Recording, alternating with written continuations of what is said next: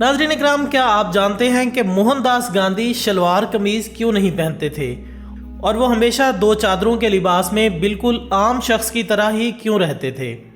अगर आप इस बात के पीछे छुपी हुई तलख हकीकत से नावाकिफ़ हैं तो यकीनन इस वीडियो को देखने के बाद आप इस राज से बखूबी वाकिफ़ हो जाएंगे। लिहाजा इस वीडियो को आखिर तक ज़रूर देखिएगा। मुअज़्ज़िज़ दोस्तों, भारत में गांधी को महात्मा गांधी कहा जाता है, जो कि एक सियासतदान, रूहानी रहनुमा और तहरीक आज़ादी के एक मुतहर्रिक किरदार थे और आज भी पूरी दुनिया में इनके अदम तशद्दुद के सबक की पैरवी की जाती है और इसे एहतराम की निगाह से देखा जाता है। नाज़रीन, गांधी 2 अक्टूबर सन 1869 को भारत की रियासत पोरबंदर में पैदा हुए और फिर अच्छी तालीम व तरबियत की खातिर गांधी का ख़ानदान पोरबंदर से राजकोट मुंतकिल हो गया। इब्तदाई तालीम हासिल करने के बाद सन 1888 में गांधी कानून की तालीम हासिल करने के लिए लंदन चले गए और सन 1893 में भारत वापस आए और वकालत शुरू कर दी। पहला केस हारने के बाद दिल बर्दाश्ता होकर साउथ अफ्रीका चले गए और वहां वो सियासतदान के तौर पर उभर कर सामने आए और साउथ अफ्रीका में मौजूद भारतीय लोगों पर बरतानवी हुकूमत की तरफ से मुसल्लत किए गए काले कानून का खात्मा करवाया और इस तरह ये एक बैनुल-अक़वामी लीडर बनकर सामने आए। यही वो वक्त था जिसके बाद वो एक हीरो बनकर अपने आबाई वतन वापस लौटे। साउथ अफ्रीका से वापसी पर गांधी स्वदेशी तहरीक में हर अव्वल दस्ता साबित हुए और इस तहरीक में दरामद करदा चीज़ों का मुकम्मल बाइकाट किया गया। इस तहरीक को कामयाब बनाने के लिए गांधी ने नगर नगर सफ़र करके अवाम को शऊर दिया कि वो दरामदशुदा महंगा कपड़ा ख़रीदने के बजाय घर घर खड्डी लगाकर कपड़ा बनाएं, जिससे इंडिया में गुर्बत का खात्मा होगा और छोटी सन्नतों के क़याम से नौकरियां पैदा होंगी। इस तरह नाज़रीन, इस तहरीक को खड्डी तहरीक का नाम भी दिया गया। इस तहरीक के दौरान गांधी ने खुद को गरीब तबके में मकबूल करने के लिए और इनके साथ इजहार यकजहती के लिए अपना पसंदीदा गुजराती लिबास छोड़कर खड्डी से बना हुआ धोती कुर्ता पहनना शुरू कर दिया, क्योंकि बतौर लीडर गांधी ने महसूस किया कि अगर वो अपनी गरीब आवाम से मुख्तलिफ और महंगे कपड़े पहनते हैं तो वो इनके साथ घुल मिल नहीं सकते और ना ही एक अच्छा ताल्लुक कायम कर सकते हैं। इस तरह गांधी ने गरीब आवाम की मोहब्बत और इनका एहसास करते हुए अपना लिबास तब्दील कर दिया। और दोस्तों, याद रहे कि गांधी का ये फैसला वक्ती नहीं था, बल्कि बैरून मुमालिक सफ़र के दौरान और मरते दम तक गांधी ने यही लिबास जेब-ए-तन किए रखा। एक दफ़ा चेन्नई से मदुराई जाते हुए जब इनकी ट्रेन एक स्टेशन पर रुकी तो वहां मजमे से खिताब करते हुए गांधी ने लोगों से खड्डी तहरीक में हिस्सा लेने का कहा और इनसे दरख्वास्त की कि आप भी खड्डी से बना हुआ धोती कुर्ता पहने, जिस पर अवाम ने सर हिलाया और कहा कि हम निहायत गरीब लोग हैं, हम खड्डी से बना हुआ भी धोती कुर्ता नहीं खरीद सकते। गांधी ने उस वक्त मुकम्मल धोती कुर्ता और टोपी पहन रखी थी, लिहाजा ये सुनकर गांधी को बहुत शर्मिंदगी हुई। लिहाजा सफ़र से वापसी के बाद गांधी ने धोती की जगह आम कपड़े से बना हुआ लंगोट और कुर्ते की जगह चादर ओढ़ ली, क्योंकि लंगोट घुटनों तक पहना जाता है और इसमें धोती की निस्बत कम कपड़ा इस्तेमाल होता है।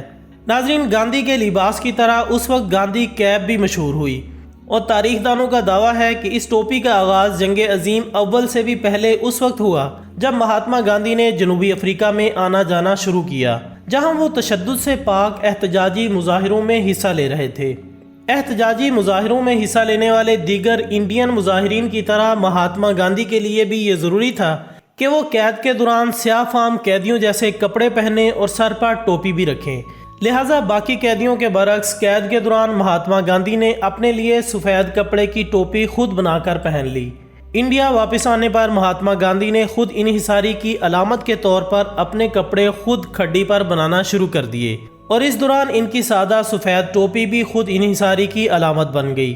सन 1920 तक ये टोपी बाकायदा सियासी अलामत बन चुकी थी और इंडिया के तुलो अर्ज़ में लोगों ने ऐसी टोपियाँ सियासी तकरीबात में फ़रोख्त करना शुरू कर दी, जिस पर साम्राज्य अहलकार बहुत सीखपा होते थे। दोस्तों, तारीखदानों के मुताबिक गांधी ने अपनी ज़िंदगी को सच्चाई की तलाश के लिए नज़र कर दिया था और उन्होंने इसे अपनी गलतियों और तजुर्बा से हासिल करने की कोशिश की। इसके साथ साथ कहा जाता है कि गांधी अपने वालिद का निहायत फर्माबरदार और लायक बेटा था। एक दफ़ा जब गांधी की उम्र 16 बरस थी तो इनके वालिद सख्त बीमार पड़ गए, लिहाजा गांधी एक फर्माबरदार औलाद की तरह अपने वालिद की खिदमत में दिन रात लगे रहते थे। लेकिन एक दिन इनके चचा ने खुद जिम्मेदारी लेकर इन्हें आराम करने के लिए भेज दिया جس کے بعد گاندھی اپنے کمرے میں آرام کر رہے تھے کہ نفسیاتی خواہش میں آ کر اپنی اہلیہ کے ساتھ ہم بستر ہو گئے۔ تھوڑی ہی دیر میں نوکر نے انہیں ان کے والد کی موت کی خبر دی۔ گاندھی اپنے آپ پر شرمندگی محسوس کرنے لگے اور کبھی بھی اپنے آپ کو اس کے لیے معاف نہ کر پائے، اور بعد میں گاندھی نے اسے دوہری شرمندگی کا نام دیا، اور اس کے نتیجے میں گاندھی نے 36 سال کی عمر میں ہی خود کو جسمانی تعلقات سے دور کر لیا، حالانکہ وہ اپنی ساری زندگی شادی شدہ ہی رہے۔ یہ فیصلہ برہم آچاری کے فلسفے سے بہت متاثر تھا۔ گاندھی کو برہم آچاری خود کو خدا کے قریب تر کر لینے اور خود آشنائی سمجھتے تھے۔ اپنی کتاب میں اس کا ذکر کرتے ہوئے گاندھی کا کہنا ہے کہ ان کا خود کو نفسیاتی ضروریات سے روک لینے کا فیصلہ ہوس کے بجائے محبت کو سیکھنا تھا۔ لیکن دوستو، زندگی کے آخری مراحل تک یہ بات عام ہو گئی تھی کہ گاندھی رات کو مختلف جواں عورتوں کے ساتھ رہتے تھے، جس کے بعد انہوں نے واضح کیا کہ وہ ایسا جسمانی گرمی کو محسوس کرنے کے لیے کرتے ہیں، اور انہوں نے اس چیز کو اپنے فطری علاج سے تعبیر کیا تھا۔ گاندھی نے اپنے نفس پر قابو کو پرکھنے کے لیے اپنے آخری دنوں میں کئی تجربات بھی کیے، جبکہ برلا کے نام اپریل سن 1945 کے ایک خط میں انہوں نے کئی عورتوں اور لڑکیوں کا ان کے ساتھ برہنہ ہونے کا ذکر کیا ہے، جو اس بات کی طرف اشارہ کرتا ہے کہ ان کے ان تجربات میں کئی عورتیں بھی شامل تھیں۔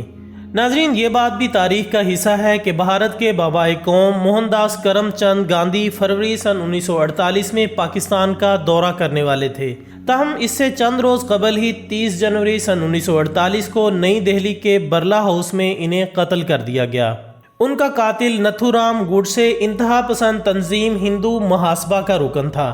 اس سے پہلے وہ عسکریت پسند ہندو قوم پرست تنظیم RSS کا بھی رکن تھا، جبکہ گاندھی کے قتل کے بعد گوڈسے کا کہنا تھا کہ گاندھی پاکستان کے بابائے قوم تھے۔